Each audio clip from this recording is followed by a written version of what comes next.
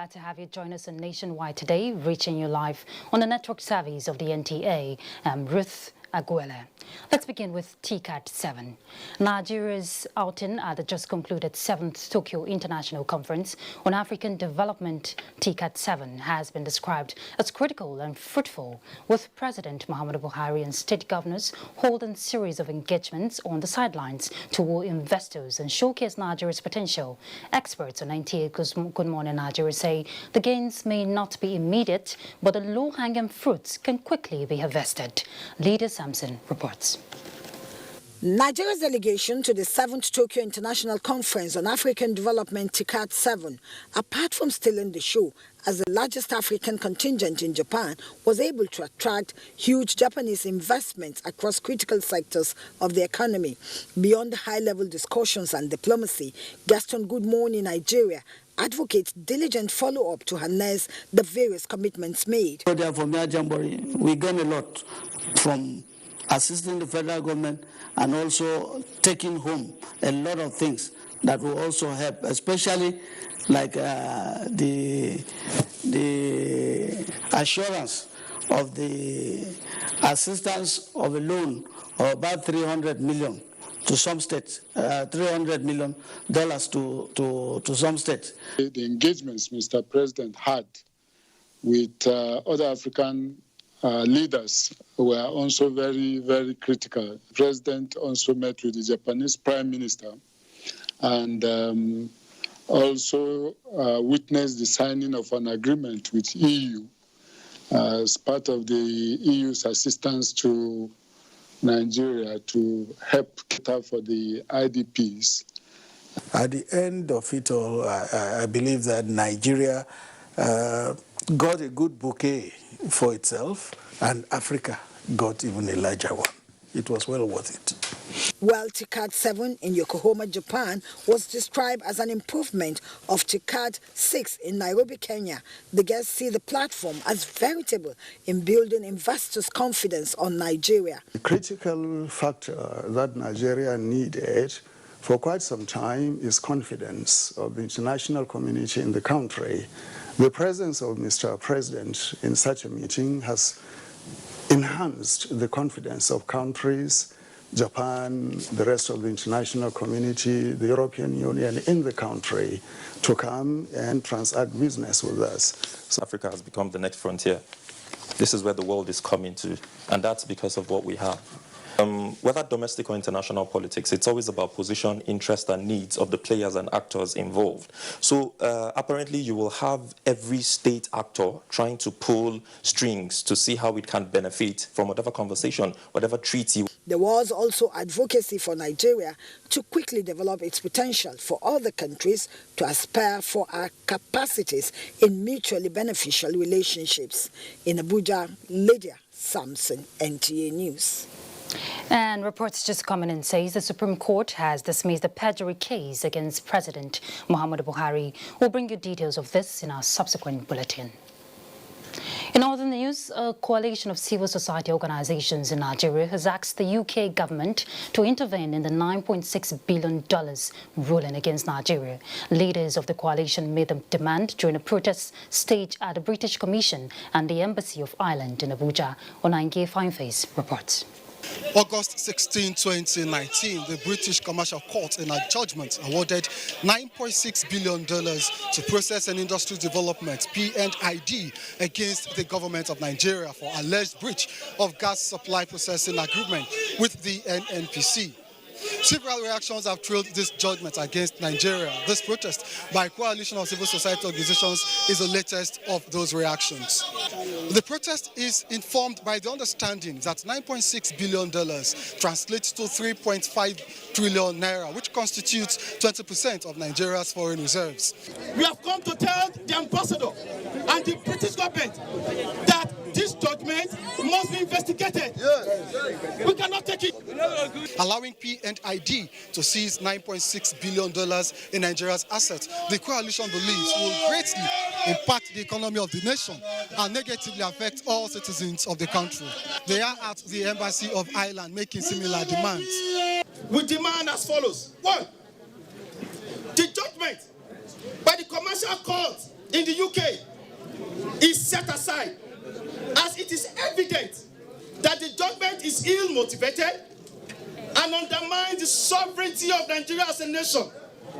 Nigerian government and the PID should go back to the position of the arbitration.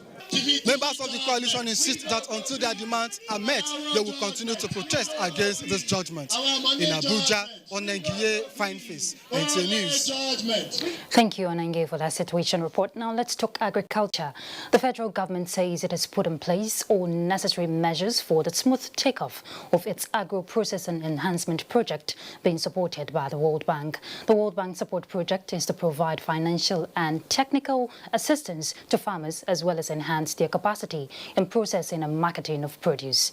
Musa Baba Aliyu has more. 60,000 youth and 360,000 farmers are to participate in the World Bank support project designed to upscale agricultural productivity, processing and export. The World Bank is providing $200 million for the project, while the federal government and 6 participating states will pay counterpart funds. The states are Kogi, Cross River, Lagos, Kaduna, Kano and Enugu. Consequently, registration and screening of youth who will benefit from the project has been flagged off in Lokoja, the Kogi state capital. Kogi state is the first among the 6 states to have concluded that, and we are starting the interview from Kogi. By the end of that, we'll be able to recommend to the National Coordinating Office and subsequently to the World Bank the number that can go for training. The money meant for this project is not allocated to each state. It's in a pool, and the higher you perform, the more money you get. We cannot draw lesser amount from that pool of funds. So we have to make sure that we are at our best and make sure that we execute this project accordingly. Nana Aisha Nasuru, a graduate of University of Abuja, is among the youth that are willing to key into the agricultural program. Her dream, she says, is to be one of the agro merchants in near future. No, concerning the appeals project, I was not asked to pay a dime. Nana Aisha and other 1,000 youth screened will be sent for training on rice, cassava, cashew, cocoa and livestock production. In Abuja, Musa Baba Aliyu, NTA News. And on to security, the Minister of Defense, Bashir Magashi, has charged troops of Sector 3 in Gubio, Borno State, to be focused and ensure rapid clearance of the remnant of Boko Haram. Defense correspondent Ismail Musa reports that the minister gave the charge while on operational visit to Borno State. The Minister of Defense, Bashir Magashi, is in the Command and Control Base, Operation Lafia Dole in Maiduguri. His mission is to appraise the ongoing counter-insurgency operations in the Northeast. After a closed-door interaction with the Chief of Army Staff, Lieutenant General Tuku Buratai, principal officers and commanders, the minister proceeded to Magumeri and Gubio, General Area of Responsibility in Northern Borno, where he urged troops of Sector 3 not to be deterred. Whatever you need and carry you this job, I assure you the Nigerian government is prepared ever before to do the kind of thing that will make you more motivated to do this job. Am I understood? Socio-economic activities has resumed in Gubio town after a recent repel attack. But residents appeal for deployment of more troops to further secure the agrarian community. The minister later inspected ongoing rehabilitation of structures at the super camp in Chabang and visited recuperating troops at the medical center in Malari Cantonment. The visit of the minister to the theater command, Magumeri and Gubio General Area of Responsibility, is his first major military engagement as the new Minister of Defense. From the headquarters of Operation Lafia Dole in Maiduguri, Borno State, Ismail Musa, NTA News. Let's go on a break now. Nationwide continues shortly. Stay tuned. The Nigerian national flag is a sacred national symbol. It is a mark of patriotism and a show of love for our nation to fly the national flag correctly, in the right colors, right dimension, and in the right sizes for each occasion. In recent times, it has been noticed that government offices, corporate organizations, banks, embassies, and other notable institutions fly faded, shredded, and haggard-looking versions of the national flag. This is wrong and must stop. It has also been noticed that some citizens prefer to popularize the national flag of other nations. Fellow countrymen and women, let us be patriotic. Come, let us show love for our motherland. Fly the correct versions of our national flag in all relevant places. Be patriotic. Be proud ambassadors of our great country. This message is from the National Orientation Agency. Thank you. Thank you, sir. Please, did you hear that? Of course I did. That is village master tune. So, Auntie Amebo was not gossiping then? Village master is celebrating 50 years. 50? Already? This is not a joke.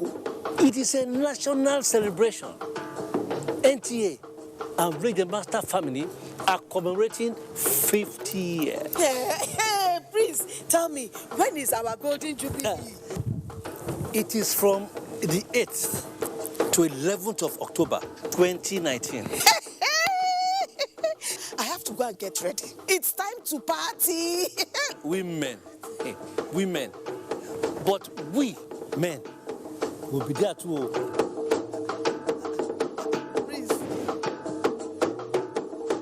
You can follow us on all our social media platforms: Facebook at NTA Network News, Instagram at NTA Network, Twitter at NTA News Now, YouTube at NTA News Online. Or visit www.nta.ng. For live streaming, visit www.nta.ng/live. Now, you can stay updated on the go, be it on your TV, iPhone, laptop, or iPad, or download the NTA mobile application from your Play Store or App Store. NTA, you can beat the rich.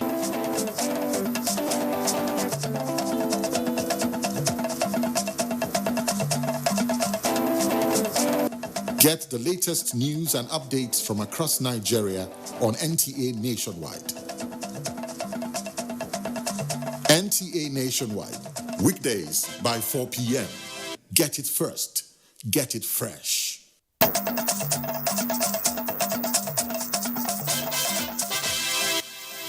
Good to have you. Stay tuned.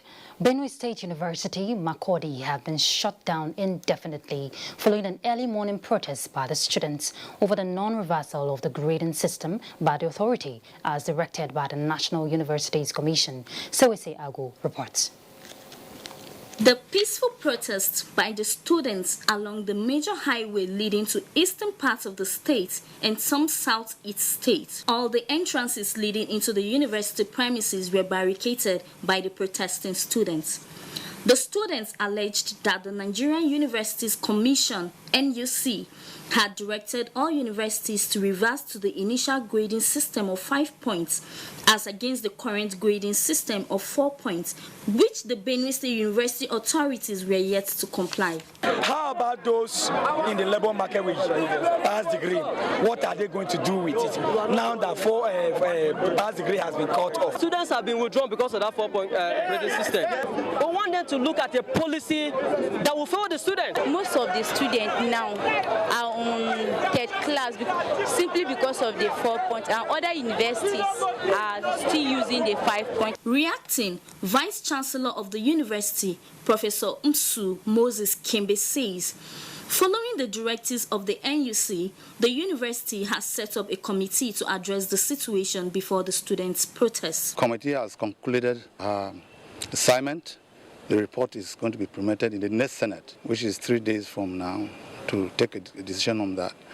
And the decision was really going to be in favor of the students. The university authority says it was forced to take the action as the students closed all the entrances to the campuses.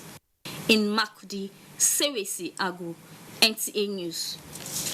In other news, the Group Managing Director of the NNPC, Mele Kyari, has debunked reports of explosion on the Akbura crude trunk line operated by the corporation at the Otu Jeremy town in Ughelli, Delta State. A statement from the Group General Manager, Group Public Affairs Division, Undu Muhammadu, says the incident was a mere rupture on one of the pipeline, which would be fixed within 3 days. The GMD says NNPC have since contained the spill coming out of that pipeline, stressing that there was no fire anywhere on the pipeline, so there is no cause for alarm. Mele Kyari assured that the incident would have no impact on the nation's power supply and urged the host communities within the area to disregard the rumor. Let's go to road matters now. The Federal Road Safety Corps is alerting road users along Kefi, Akwanga, Nasarawa, Egon, Lafia, Makurdi Road that the construction company in charge of the ongoing dualization project on the road will be blasting off some rocks along the Akwanga, Nasarawa, Egon axis of the route today. A statement by BC Kazim, the Corps Public Education Officer, stated that the operation blast will begin from 10 a.m. and would end at 5 p.m. During the periods, commuters are advised to use the alternative avenue profiled to avoid being hit by the flying rocks. To ensure a smooth movement along the routes, the Corps Marshal Dr. Boboye Oyemi has directed the deployment of operatives of the Corps to man the area to direct motorists and make easy flow of traffic. And still on roads, let's get situation report on the diversion of Lagos-Ibadan Expressway with Michael Olale for details. Hello, Michael.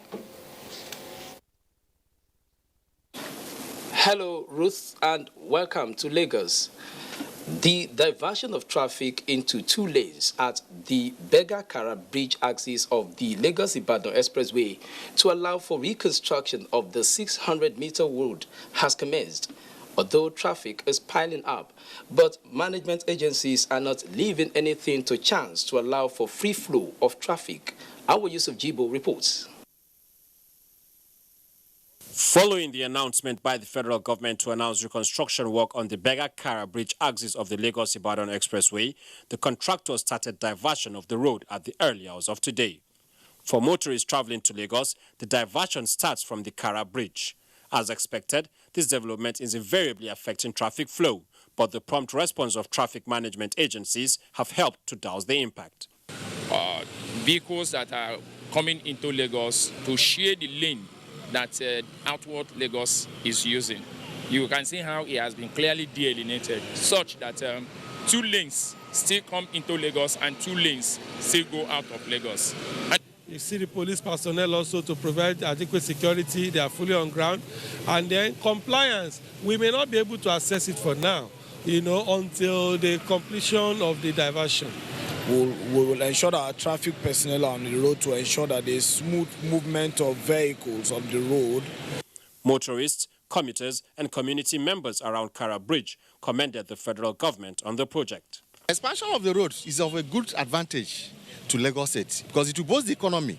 You look at the rate of accidents that happen on this road every day, it will reduce. If they complete the work, you make the road linking to the south and Benin Road to make the movement today fast for everybody to go in movement without delay. Meanwhile, the construction, according to the Federal Ministry of Works, will last 2 months. Motorists plying the route have been advised to seek alternative routes like Lagos-Abeokuta Expressway, Shagamu-Ikorodu Road or Ijebu-Ode-Itokin Road to navigate their ways. In Lagos, Awol Yusuf Jibo, NTA News. The Federal High Court in Lagos has ordered the Asset Management Corporation of Nigeria and the United Bank of Africa to take over an Ikoyi property of a former governor of Cross River State, Donald Duke, over an alleged debt of 537.3 million naira. Abolore Ogbara as the court proceedings. The Federal High Court in Lagos made the takeover order in an August 8, 2019 ruling by Justice Chuka Obiozor. The order was pursuant to an ex parte application filed and argued by an AMCON and UBA counsel, Benson Reeds. Listed as first to the third defendants were Stone Edge Investments Limited, Donald Duke, and Owanari Bob Manuel Duke, respectively. The applicants had prayed the court for an order of interim attachment, possession and custody of the property, being number 3 Temple Road, Ikoyi, Lagos. They also prayed the court for an interim injunction to take possession of funds in the account of Duke and others in any bank pending the disposal of proceedings for the recovery of a debt of 537.3 million naira, made up of the principal debt and interest against the respondents pursuant to Section 50 of AMCON Act 2010. Respondent counsels told the court that they are ready to settle out of court and agree to make payment of debt within 24 hours. The counsels, however, agreed on terms for payment. Justice Owebo adjourned the hearing to the 11th of September for report of settlement in Lagos. Abolore Ogbara, NT News. A 3-day training to equip the next generation with requisite knowledge on emerging techniques in information and communication technology, ICT, has been concluded in Lagos. The event was organized by Live Your Dreams Africa in collaboration with the Nigerian Television Authority, Lagos Network Center. Abolore Ogbara reports. In this new digital world, more than 80% businesses have their existence on the web.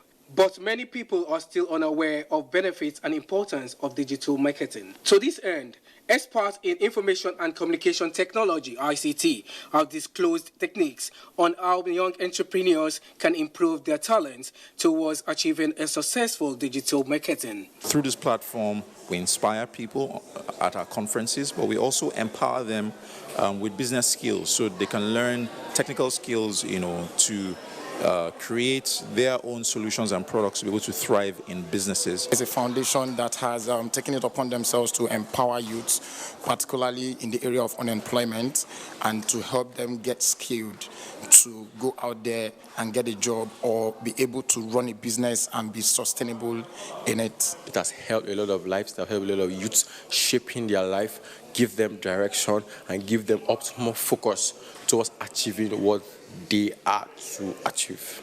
I know and I believe that I have the skills necessary to take on the digital marketing world. I have no doubt of that. I do not negate what I have been taught, nor disapprove of what I have been taught. And I believe that yes, there's potential in what we, the people that have graduated from here, experience. The organizers of the training believe young entrepreneurs would be able to actualize their dreams through the development of innovative enterprises that would significantly impact on communities in Africa. In Lagos, Abolore Ogbara, NT News. Thus, a contribution from Lagos Nationwide continues with Ruth in Abuja. Thank you, Michael. And from Lagos, we go to Oshogbo. As residents of Oshogbo and other communities affected by flood count their losses, Osun State Governor Gboyega Oyetola has appealed to the federal government to assist the state in combating flood disaster. Governor Oyetola made the appeal when he inspected some of the areas affected by the flood. Femi will tell us more. It is the second time in 5 years that the state, and in particular Oshogbo, we experienced flooding despite measures put in place by the immediate past administration to avert reoccurrence. Governor Oyetola, who defied the rain to assess the level of damage done by the floods in the state capital, assured residents that urgent steps are being taken to avert reoccurrence, and he also asked for federal government's intervention for a lasting solution. With the support of the federal government, I believe we'll be able to tackle the flood. They send some people to come and inspect all these areas that are prone to flood in our state. I believe within the next 1 or 2 weeks, they'll be able to do something to assist us. However, he expressed worry over people's attitude to refuse disposal, especially in Water Channel, despite measures put in place by his government. He advised people staying close to waterways to relocate for safety of their lives. In Oshogbo, Femi Afariogun, NTA News.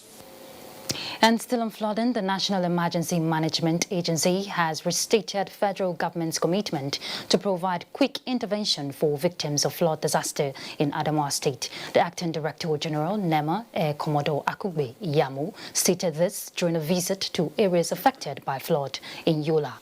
Abdullahi Ayuba Delwa tells us more. And heavy rain observed in the state has caused the loss of lives and destroyed valuable property worth millions of naira. This necessitated both the state and the federal government set a committee to visit some of the affected areas with a view to ascertain the level of damage. This is our third time here this year from National Emergency Management Agency.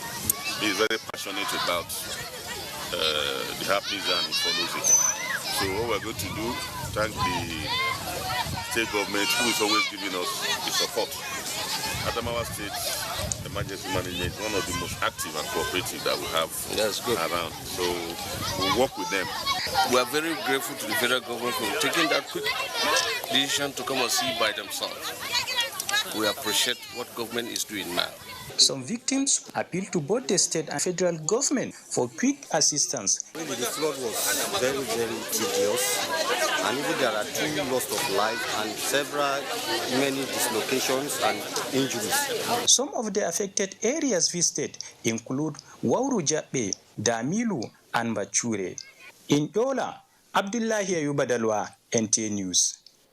In another development, the Daura community in Katsina State, which was hit by massive floods last week, will receive additional assistance from the National Emergency Management Agency. A statement by the Senior Special Assistant to the President of Media and Publicity, Garba Shehu, says, contrary to the allegations that President Muhammadu Buhari has turned his back on the people of Daura, there is confirmation that pre-assessment relief materials were dispatched to the victims within 48 hours of the floods. The trailer loads of building materials, including zinc, planks, cement, blankets, mattresses, tons of grains, cereals and other edibles have so far been delivered and signed for by stakeholders, a gesture the Emir of Daura appreciated. NEMA has equally promised that as soon as the assessment of the damage to the flood-ravaged communities is reported, more food items and building materials would be dispatched to the communities. And in Sokoto, Chairman Zamfara Security Committee speaks on peace returning to Zamfara. These and more from our Sokoto Network Center, where Sadia Umar Digi is standing by. Hello, Sadia. And welcome to Sokoto. A former Inspector General of Police and now Chairman Zamfara State Security Committee, Muhammad Dikwa Abubakar, says he is convinced that peace has returned to Zamfara following an accord reached between the state government and the bandits. He made the remark while speaking with NTA News in Gusau. Haliru Muhammad Umar reports. The former Inspector General of Police and Chairman Security Committee for Zamfara State, Muhammad Dair Abubakar, said the state is now free from the security challenges. The time of being scared is gone. Peace has returned. So Zamfara now being the farmer's pride, and at the same time, this is the solid mirror state. This is an opportunity for investors to come into the state and utilize the opportunity. The former IGP said the bandits have agreed to live in peace because they too are not comfortable staying in the bush for years. He noted that the governor of Zamfara State, Bello Muhammad, is determined to bring lasting peace to the state and appeal to Nigerians to give him adequate support. With what I have seen, there's every possibility in the next 4 years, things will surely be for the better. The chairman of the Security Committee for Zamfara State, who emphasized that normalcy has been restored in all parts of the state, advised people wishing to visit the state to feel free. He promised that very soon the committee will round up its work and submit its report to the governor so that justice could be done to all regardless of tribal, ethnic and religious differences. From Gusau, Halir Muhammad Umar, NTA News. More than 54,000 households are to benefit from federal government's cash transfer program in Zamfara State. Wife of Zamfara State Governor Hajia Bilkisu Bello Muhammad flagged off the training workshop for facilitators of the program from the benefited local government areas of the state. Muhammad Nasir has the report. The federal government's cash transfer program is one of the components of the social investment program initiated by the Buhari administration with a view to reducing the level of poverty in the country. The program focuses on payment of monthly stipend to the beneficiaries as well as building their capacity to become self-reliant. More than 50,000 households are currently benefiting from the program in Zamfara State. The wife of the Zamfara State Governor Hajja Balkisu Bello Muhammad, who flagged off the training for facilitators, expressed the commitment of the state government to support the program, considering its positive impact on the lives of the less privileged, especially the women. More than 600 million naira is to be expended for the implementation of the program monthly in the state. The ministry is a domiciled ministry for this important program. The program is being implemented in 27 states of the Federation. In Sokoto, Muhammad Nasser, NTA News. The Sokoto Rima River Basin Development Authority has distributed farm inputs and implements to farmer groups in Zauro Folder project in Kebbi State. The distribution is part of the federal government's commitment to sustainable food security in the country. Nuretanku Wakili has more. These farmers are returning to their respective farms in high spirit, having overcome one of the critical challenges bedeviling their productive capacity. The water pumping machines, the power tillers, and the technical support from financial experts, insurance agency, and off-takers will translate into improved productivity if properly utilized. Objectives of this government, headed by President Muhammadu Buhari, is to develop the agricultural sector, because he has promised Nigerians that he is going to provide employment, and one of the easiest ways to provide employment to Nigerians, more especially in the north, is through providing assistance to farmers. Professor Ahmad Allah expresses satisfaction with the level of progress recorded from the earlier supports and urges farmers to avail themselves of the opportunities. The Zauro Folder project has established and sustained relationship with farmer clusters in the area for enhanced production. We hope that in the next 5-6 years that our farmers can proudly come out and stand like not even Chinese farmers. We want to beat Malaysian farmers. Other stakeholders emphasize the need for federal government support packages to always be distributed to farmers across the board, irrespective of their production capacity. In Birnin Kebbi, Nuretanku Wakili, NTA News. Now that's all from Sokoto. It's now back to Ruth in Abuja for more news. Good evening. Thank you, Sadia. The Industrial Training Fund has noted the possibility for Nigeria to own a central source of information on career and job opportunities, as well as the set skills required through a functional labor market system. Onange Fine-Face reports. It is common to find thousands of graduates in Nigeria scramble for limited vacancies during recruitment exercises. Conversations in this stakeholder sensitization meeting, organized by the Industrial Training Fund, ITF, are focused on mitigating this gap between labor and the market through the collation, processing, and analysis of related data in what is known as labor market information system. We should be able to have a well-coordinated, information in terms of labor market information that will drive our economy by way of skills, by way of addressing unemployment.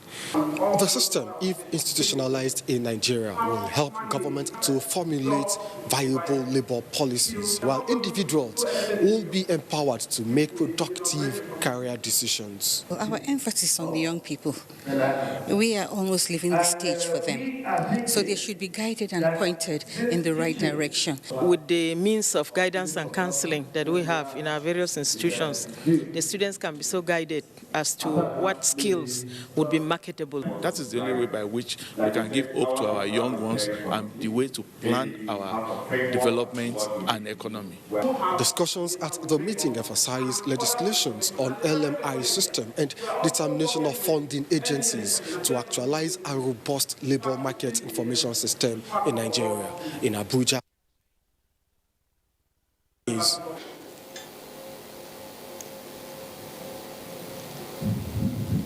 And on religious matters, Muslims have been reminded on the need to make tolerance and peaceful coexistence their watchword.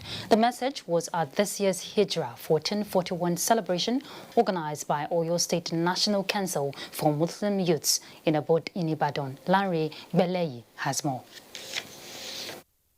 Hijra 1441, which marks the beginning of a new year for Muslim Ummah, is also the day Prophet Muhammad migrated from Makkah to Medina, preaching on the tolerance of Prophet Muhammad. Speakers at the Hijra celebration in Oyo State noted that humility and love for peace made the Holy Prophet to leave Makkah at that time. The arrival of the Muslims in Medina was actually an opportunity for Islam to spread all over the world. Whatever you do and you don't want people to know that it comes from you, then you move away from it. They urge Muslims, as a matter of necessity, to always pray for the progress of the country. Oyo State government pledged to always carry along all religious organizations in the state.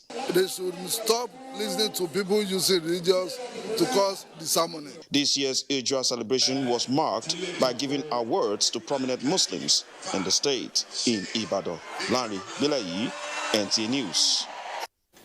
Let's join Dibabari in Port Harcourt with more reports on Nationwide. Hello, Dibabari. And welcome to Port Harcourt. The Nigerian Navy ship Pathfinder Port Harcourt has handed over 57 suspects and 7 vessels involved in alleged crude oil theft and illegal bunkering to the Economic and Financial Crimes Commission (EFCC) for investigation. The suspects were tracked down in separate sting operations by men of the Nigerian Navy within Onne or Okochiri waterways in Rivers State. Kingsley Amaju reports.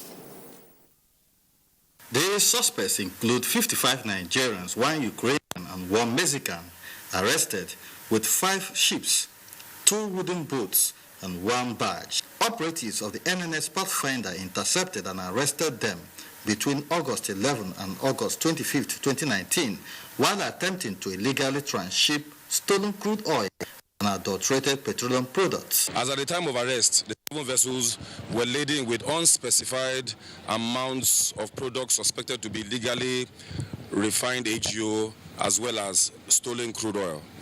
Consequently, the vessels were towed to Nigerian Navy ship Pathfinder Holding Bay here at FOT Onne for safe custody as well as investigation. Operatives of the NNS Pathfinder handed the suspects and the exhibits to the EFCC to carry out further investigation and prosecution of those found culpable. The core mandate of the commission is we take over. After proper takeover, we assure you of diligent and prompt investigation. The naval authorities say that pointer to its dominance and crack down on economic saboteurs, warning the criminals to stay clear of the environment or face the wrath of the law. In Port Harcourt, Kingsley Amajiri, NTA News. New NDDC Acting Managing Director and Chief Executive Officer, Dr. Akwagaga Legima Enya, has assumed office. At a brief ceremony at the Commission's headquarters in Port Harcourt, Dr. Enya promised to work towards achieving the goal for which the Commission was set up. Emmanuel Lene reports. Dr. Akwagaga Lelejima Enya is the new Acting Managing Director of the Niger Delta Development Commission (NDDC), following the dissolution of the Professor Nelson Ibrahim Baifa-led Acting Board. As the most senior director at the Commission, Dr. Enya, who assumed duties at the Commission's headquarters in Port Harcourt, was received by staff who were excited at one of their own at the helm of affairs. At a press briefing, new NDDC Acting Managing Director Dr. Enya promised to work for the progress and achievement of the goals for which the Commission was set up. I have been mandated to oversee the smooth running of the Commission until a substantive board is brought in and until there is office. Interacting with the staff of the Commission, Dr. Enya, who promised to prioritize the welfare of the staff, solicited for teamwork to actualize the goals of the Commission. Dr. Akwagaga Lelejima Enya was the State Director, Edo State Office of the NDDC. In Port Harcourt, Emmanuel Lene, NTA News. The need to examine the operations and safety requirements of tricycle operators as alternative means of transportation to ensure safety and mitigate road crashes has been emphasized. Odeyin and Leo reports that this formed part of the 2019 tricycle training for operators in Cross River State with the theme Tricycle Rider and Operators Say No to Kidnapping, Traffic and Security Violation. Prior to the introduction of tricycle into the transport system in Nigeria as an alternative means of transportation, the security risks posed by motorcycle was on the increase. The assumed advantage of tricycle has equally been abused as it has constituted security threat, hence the need for awareness for the operators. They need to come in the next led to the NCC that they need to examine the operation and safety requirement to ensure that the safety of road, which forms the ultimate reason for the workshop. The Speaker, Cross River State House of Assembly, represented by Ogbo Udop, urged tricycle operators to operate within the tenets of the law. We will always ensure that whatever decision we take is in the interest of the people. Stakeholders took turns to caution the tricycle operators to operate within the laid-down traffic regulations to avoid being banned. The 2019 tricycle training is the third in the series. In Calabar, Ode Alenyo, NTA News. We'll take some commercials. The news will continue with Ruth in Abuja. Good evening.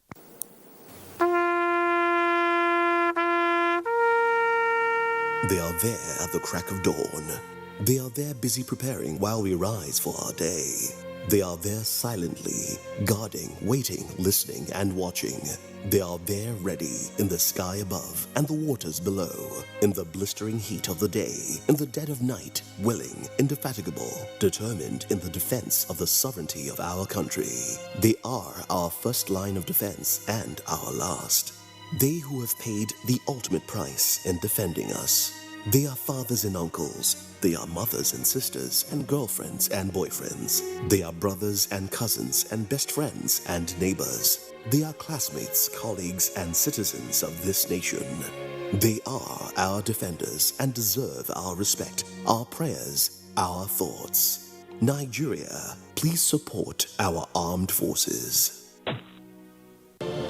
These days, people get their news and information from more media sources than ever before. Some of the news and information given are fake, unverified, doctored, and manufactured to create confusion, stir disaffection, and cause disunity. Before you believe or share any news, ask yourself, is this real? Is it from a credible source? Is it verified or verifiable? Fake news is dangerous. Whether you do it for fun or for political gains, real people can get hurt. Fake news, don't create it, don't spread it. This is a public service announcement from NTA. When you hear that sound, you know that Nigeria's most authentic newscast is about to begin.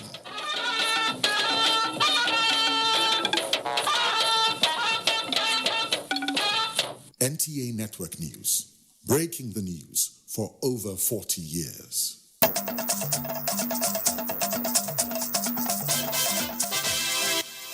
Thank you for staying tuned. Residents in Maiduguri dislodged by flood. Let's join Mohammed Abubakar Musa in our Maiduguri Network Center for details of this and more. Hello, Mohammed. Hello, Ruth, and thank you for joining us in Maiduguri. Borno State government has solicited more funding from the World Bank towards complementing efforts of government in uplifting the standard of living of people of the state. The deputy governor made the plea when officials of the World Bank Social Protection Unit paid him a visit. Yagum Subukar reports. The World Bank Social Protection Office is in the state to assist communities that were destroyed by the insurgents. Appreciating the gesture, Borno State Deputy Governor Umar Usman Kadafur said Borno State government and the World Bank have always been partners in progress. He commended Borno State community and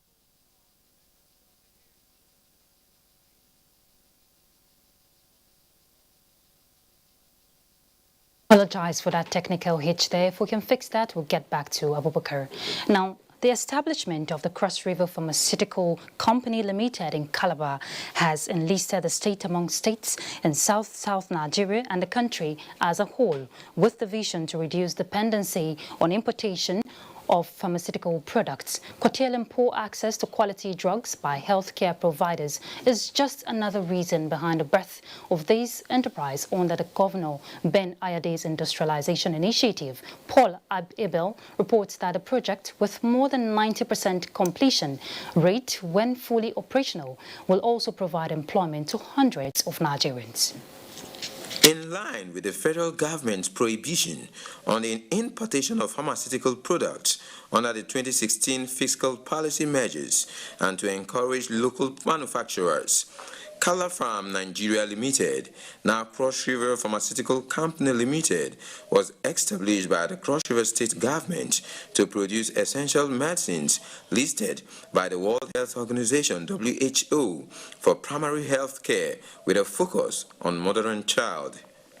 Located at the Industrial Park, Calabar, the pharmaceutical company, which intends to produce millions of quality drugs and pharmaceutical products such as tablets, syrups, syringes, injections, vaccines, among others, will use modern production techniques to increase capacity utilization of plants. However, raw materials which will feed the industry will be imported because Nigeria does not have most of the chemicals needed to produce most of the drugs, though the medical works and packaging will be done in the country. If that starts running, we can be sure that unemployment will be reduced, the cost of drugs will be reduced. It will benefit the Cross Riverians in a very good way. It is also expected that the first state-owned pharmaceutical company's products will reduce counterfeits and fake drugs in circulation, as well as serve health institutions up to the West African sub-region. Company Director Dan Michael is optimistic that the public-private partnership will cut costs and improve productivity in the future. In Calabar, Paul Abel, NTA News. And from Calabar, let's go to Gombe. The United Nations is poised to drive accelerated improvement in areas that would help fast-track development in Nigeria. Now, this is part of discussion the Deputy Secretary General of the UN, Amina Mohammed, had with Governor Mohamed Inuwa Yahaya in Gombe. Emmanuel Akila reports. Eye for Africa, Nigeria and Gombe State in attracting global development opportunities. Amina pointed out the machinery of the UN that would be used in driving home global support. We will begin to look for investments in the economy, those that will look at infrastructure, that will create jobs, that will ensure it's inclusive, that we don't leave anyone behind, so that we can generate the revenues that can pay for basic services, health, education, water and sanitation. The UN already has a development plan in the pipeline. We will declare a decade of action from 2020 to 2030. Governor Mohamed Inuwa Yahaya rolled out critical areas the state requires assistance from the global perspective on the platform of the UN. From education to health to upliftment of the youth, especially women and our children, we are facing significant challenges. And with these scarce resources, especially for Gombe this time around, Amina Mohammed was on a courtesy visit to Governor Mohamed Inuwa Yahaya while in her home state, in Gombe. Emmanuel Akila, NTA News. And on a side note, the Director General of the Nigerian Television Authority, Malam Yakubu Ibn Mohammed, has condoled the family of the late veteran broadcaster Alhaji Bashir Samaila Ahmed, who died after a protracted illness. Abdullahi Mohammed reports that the Director General's message was delivered by the Zonal Director NTA Kaduna Network Center, Malam Mukhtar Abdullahi.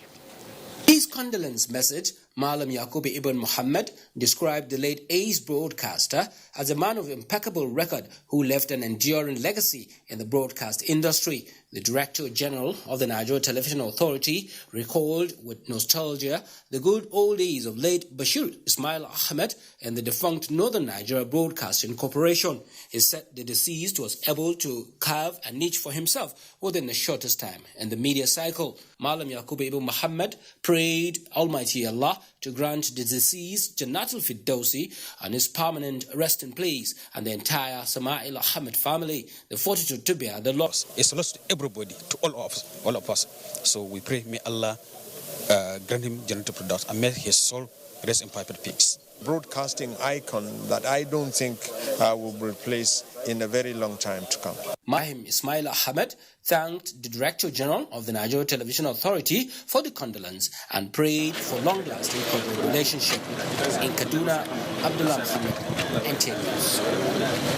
May so rest in peace. And now to sports. The Nigeria's Tigers lost to Argentina in their second match of the 2019 FIBA Men's World Cup holding in China. Olumide Eguntala has this and more on our sports update.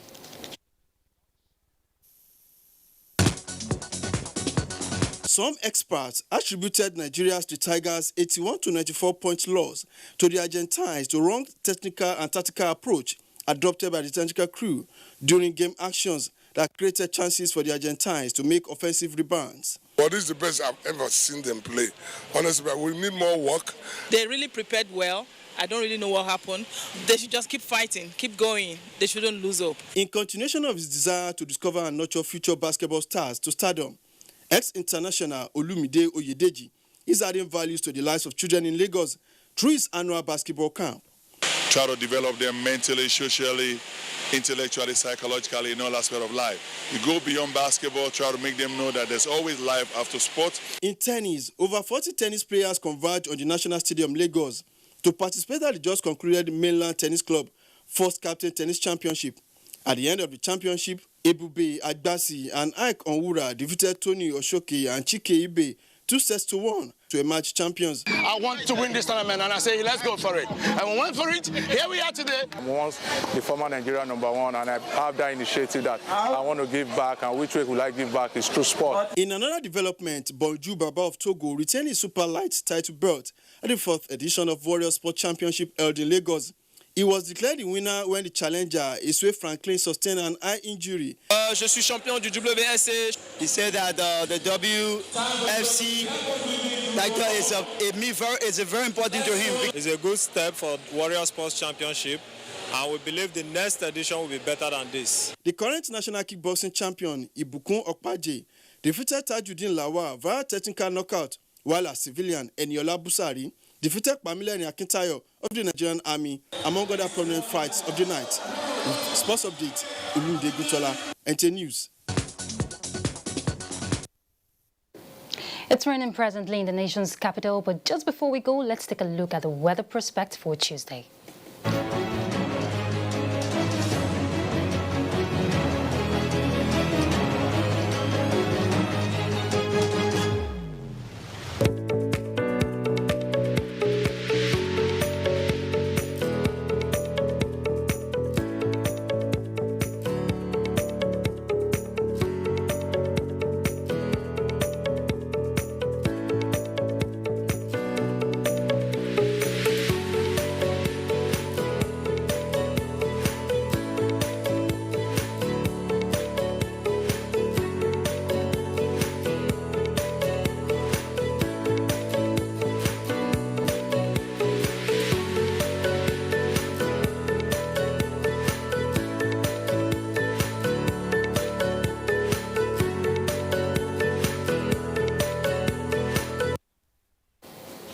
And that concludes Nationwide today. Thank you for being a part of it. Do have a pleasant evening. I am Ruth Aguele.